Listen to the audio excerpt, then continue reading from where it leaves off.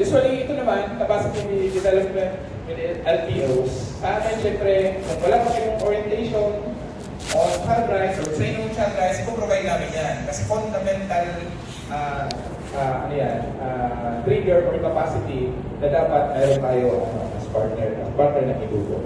Training, orientation, or policy alignment and harmonization. Yung sinasabi ko na dapat naka-align yung ating mga policies. Kasi hindi po, alam naman natin pag policy ay absolute yung adherence, no? Tama. So, dapat susundin natin yung policy. Kung wala kayong policy sa PISEA, tapos makikipag-partner sa Edugo, susundin natin yung existing na policy na meron tayo. No? Kung parehas may policy, usually ang ginagawa natin ay ano yung mas stricter na provision dun sa policy. Yung susundin din natin.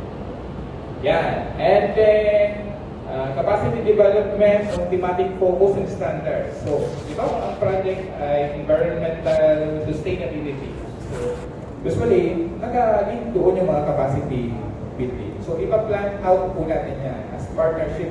Magka-craft po tayo ng partnership strategy na kung saan doon makaka-stipulate kung ano yung mga need natin gawin, including capacity development. So, and ito naman, reinforce capacity on project management. Yan. Usually, yun na, may standards tayo sa bill, sa finance, sa logistics. Gusto natin sundin yung standards na yun sa mga internal processes, units. And then resource mobilization. So, provide siya daily or kung hindi man, pwede mag-source out na external resource person. Next, yan.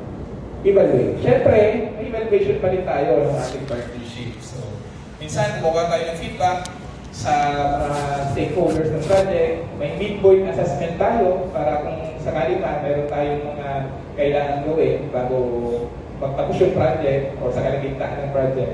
And mayroon din po tayong ginagawa na assessment. Usual nga yung partnership, no? Ina-assess namin kayo, i-assess din nyo kami. No? Kasi gusto natin na grow yung partnership. And, yan. Pwedeng, after yung project, pwede may recommendation for possible renewal ng partnership. Yung pag-extend ng collaboration beyond ng project. So, ganun po yun, yung process na. Next. So, ito po yung units ng organization. Minsan po, yan, more on technical support ang organization kapag yan, LPO implementation, yung mode of implementation ng project. So, yan, programs unit, skill unit, communication unit, finance and admin, people in culture, or human resource, operations unit. So, yan po yung usually makakasama natin na magsusupport dun sa partnership. So, yun naman po ang presentation. Hopefully, ay meron tayong nakuha ng mga information na vital sa ating potential na partnership. Maraming salamat po. Thank you po, Sir JP. So, it's important po, and it will really help if you take a closer look doon sa guidelines ni LTO guidelines because yun nga, it's a roadmap for collaboration with other partners. And yun nga po, si Edugo as an organization, we not just value our work with others or for others. We also value the way or how we work with other partners.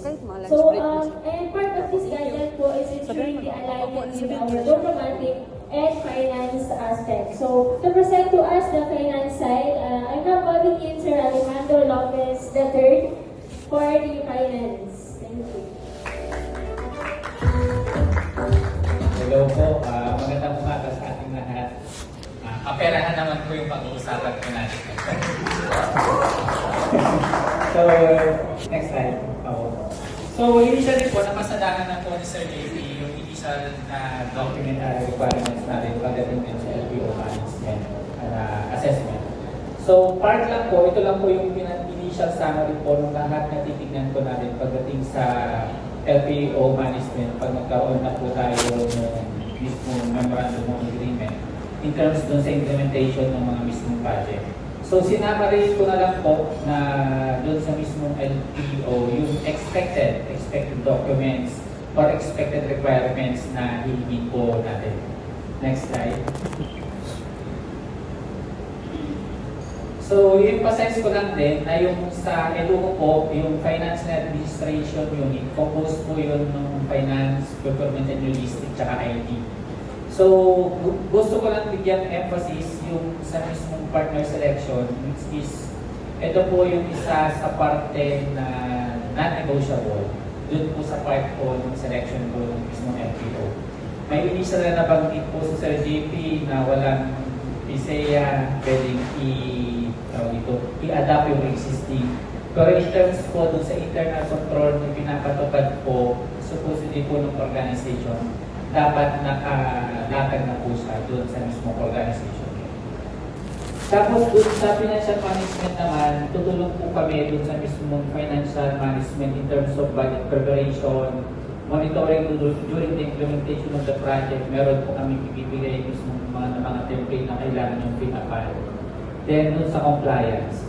Tapos lahat po nito, ang bottom line naman, i-assess po natin yung mismong internal control na pinapatupad ng organization. Ang general rule po natin po kasi pagdating sa internal control, yung minsan na nabanggit na po niya, whichever is stricter. Yun lang naman po. Next slide. Ayun po na pasadahan na rin. Pagdating po sa project duration, calendar year po tayo lagi. So, for example, nag-umpisa ng March, mag-end ng December, etc. Ganun po yung calendar year po ng project duration na i-implement po natin. Next slide.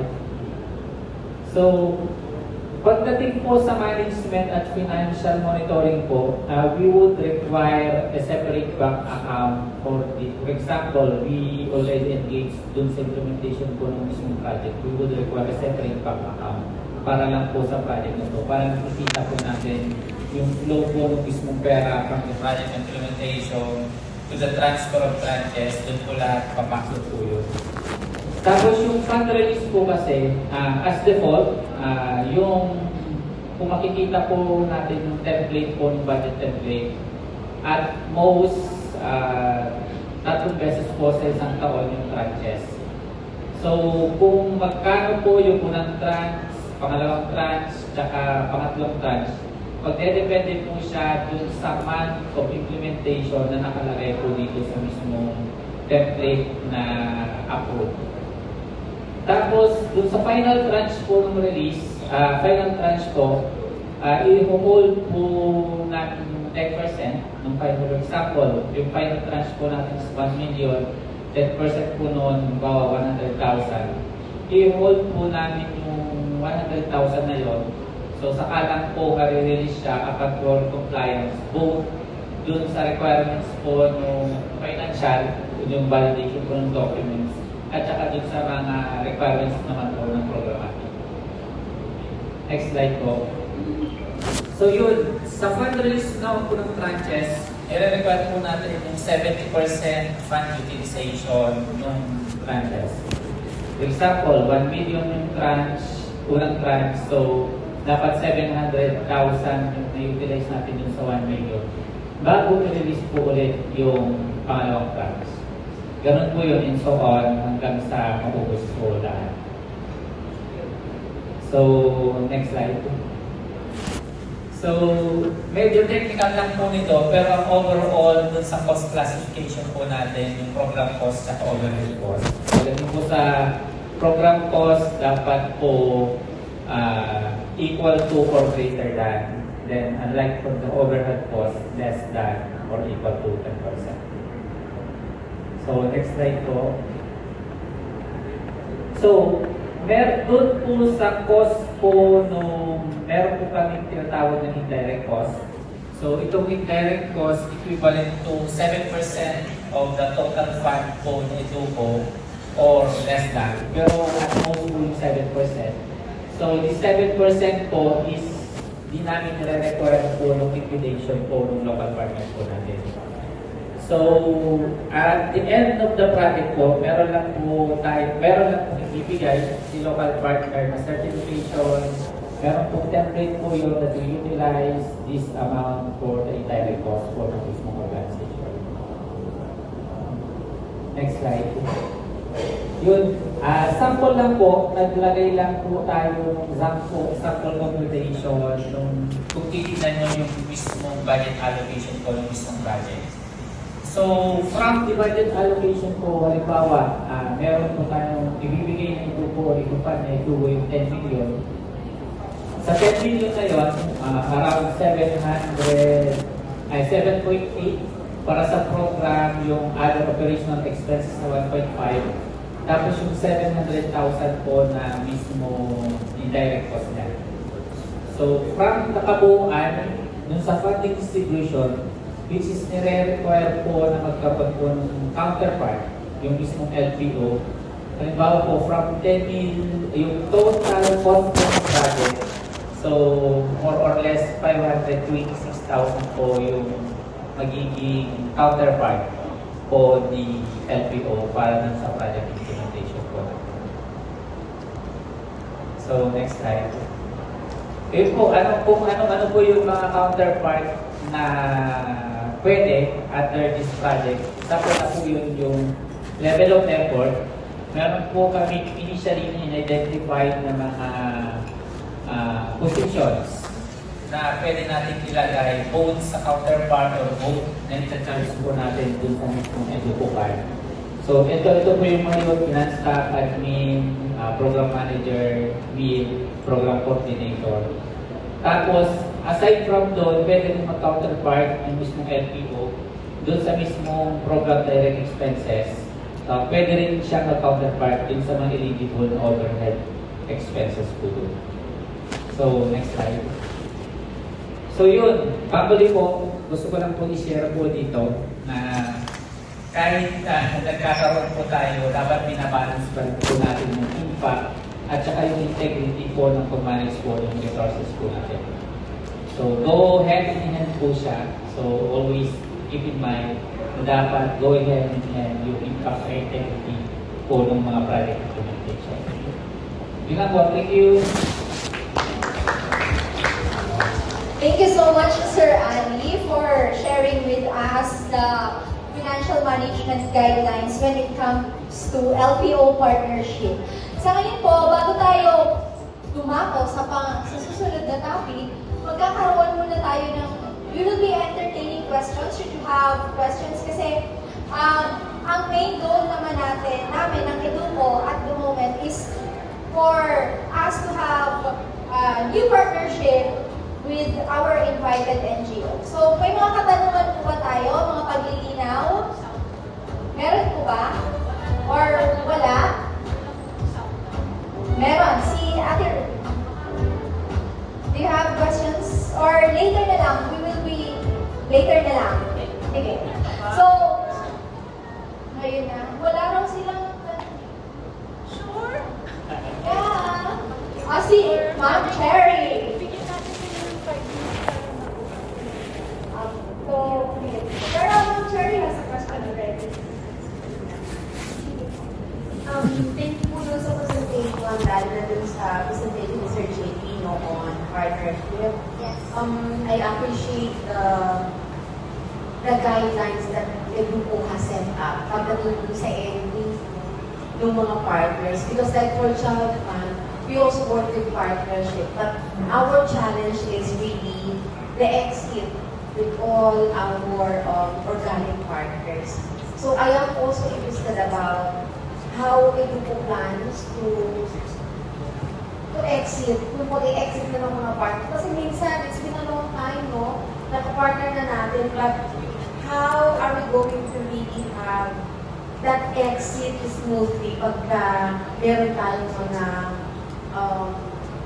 implementation? Kasi that's our also challenge of course, organization natin. Isa yan sa aming tinitignan din paano yung formally and smoothly exiting or ending the partnership with all with other organizations. So, we really wanted to learn as well because ang ganda ng entry, na-define mo why are you building partnerships, di ba? Ilang steps yung pinamenta sa ating Sir JP. Pagdating dun sa exit, how is it embedded in your structure or your system? because we are really interested about that to also, you know, learn from that practice. Yun, yun ang unang tanong. Paano na mag-i-exit ang relasyon? First question. Yun lang muna. Paano daw yung exit? Sige po. Yan. Sagutin po base dun sa current na status ng organization na nag-adapt ng localization approach. Actually, though mayroon kami partnership with other local CSOs or PCC, nangyari siya, I think, 2021 ba? 2016 hanggang 2013. So nakapag, I think, 5 or 6 na projects na. Pero yan, pag yung localization approach, pag-irap ng localization approach, ay recently lang siya. Recently, though may partnership na with local organization before, but yung system, yung guidelines on how to adapt yung localization and engage local partner organization ay in-strengthen namin sa ngayon. No? Pero syempre, in terms of exit, kailangan pag-usapan. But sa amin, as long as pwede tayo mag-continue ng partnership, we will engage dun sa mga programs and projects na i-implement. So yan, yung exit ay last resort kung may mga factors na nakaka-affect dun sa exit ng dalawang organization dun sa partnership. Pero yan, in terms of sustainability, kasi ang sinasabi exit, pwedeng exit dun sa dahil nag-implement tayo ng project sa specific na area, na specific na thematic focus, and then mag-exit yung local partner kasi tapos na, or pwedeng dahil dun sa factors na naka-affect para mag-trigger ng exit. So, aalis talaga. So, yan. Sa amin, kapag sponsorship fund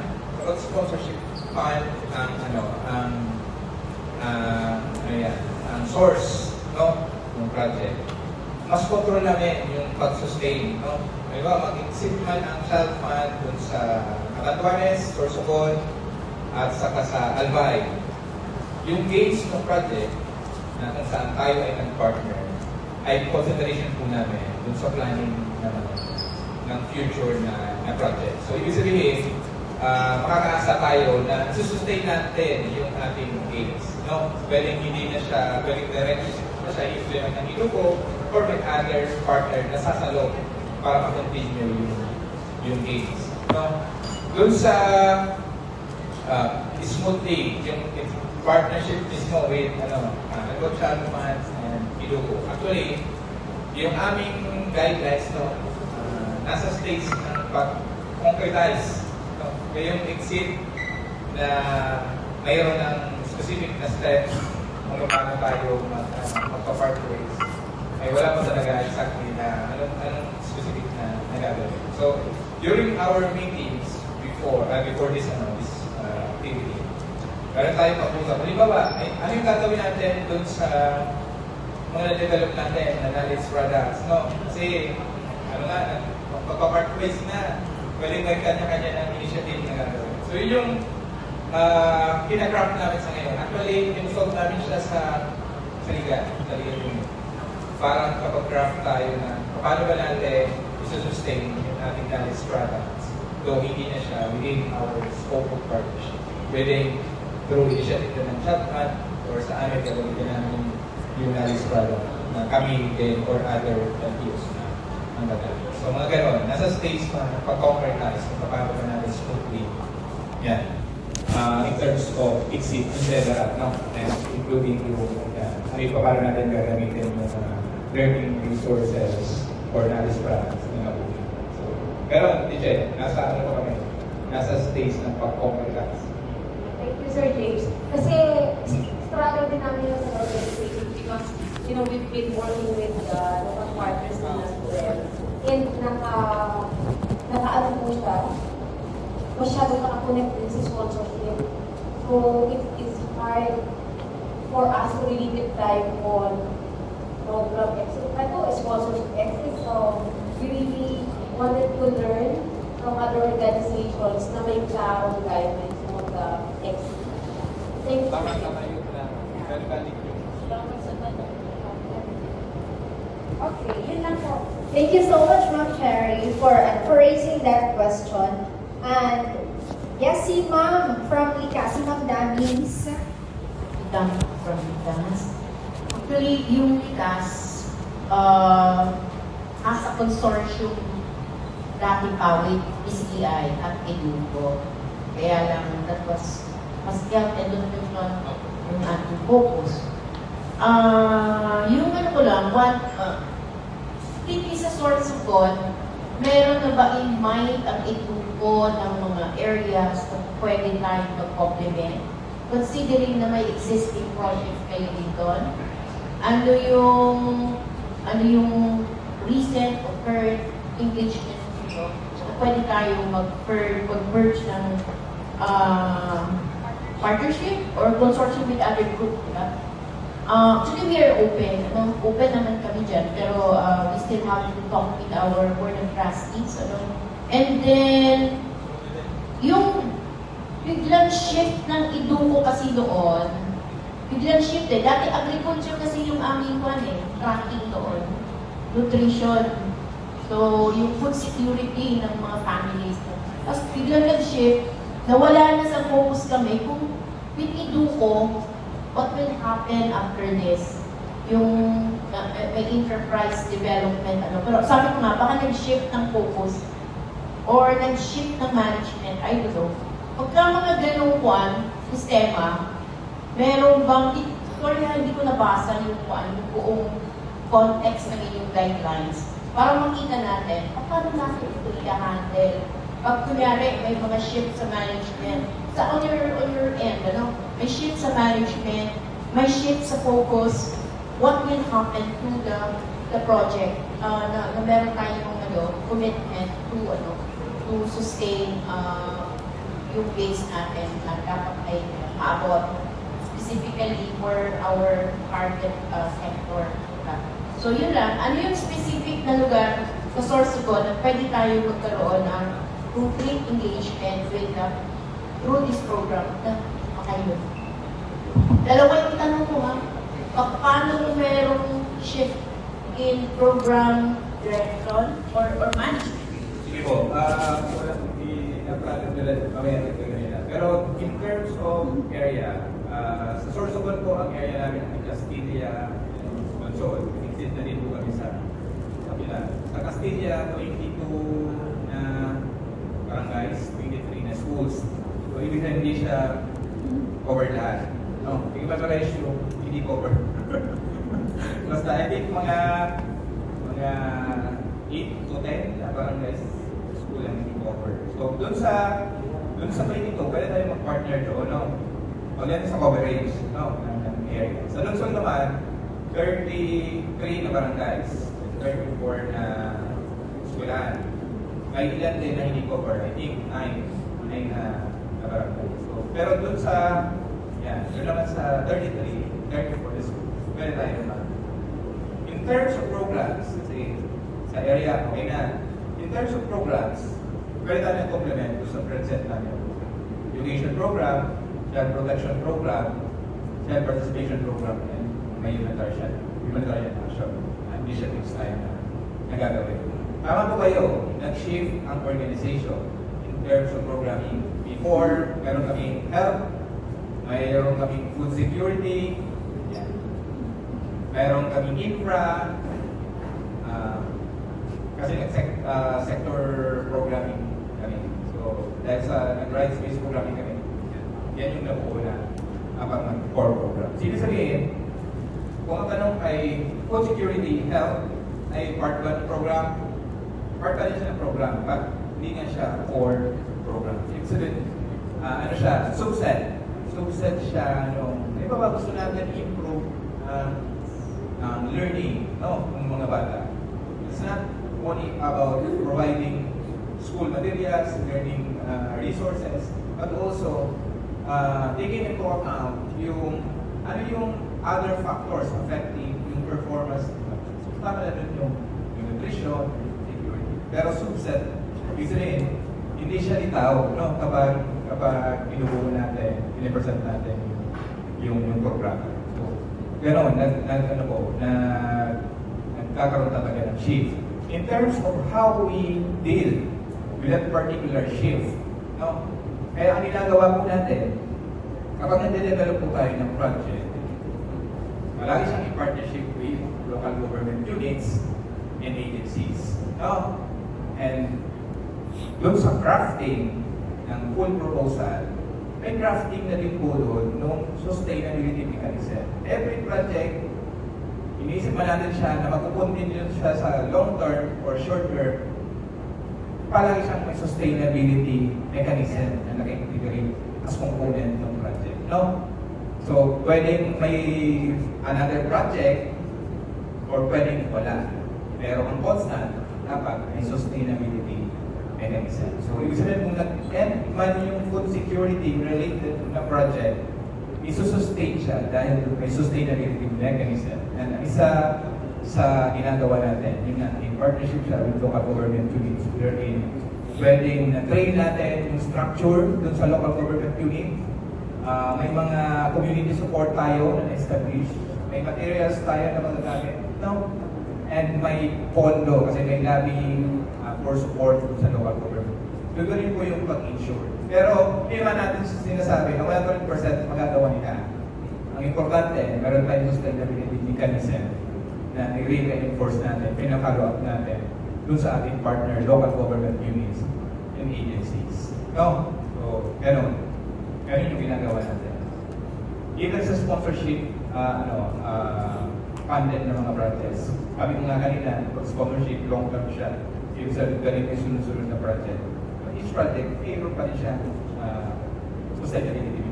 Kasi anytime, kung sakaling man, may abrupt na situation na mag-trigger ng exit doon sa area, yan, may sustainability mechanism tayo na babalikan. Okay, Steve. Pwede rin pong ikwento namin yung parang how do we do the strategy. No? So, sabi nga ni JP, bahagi kami ng EDUCO na international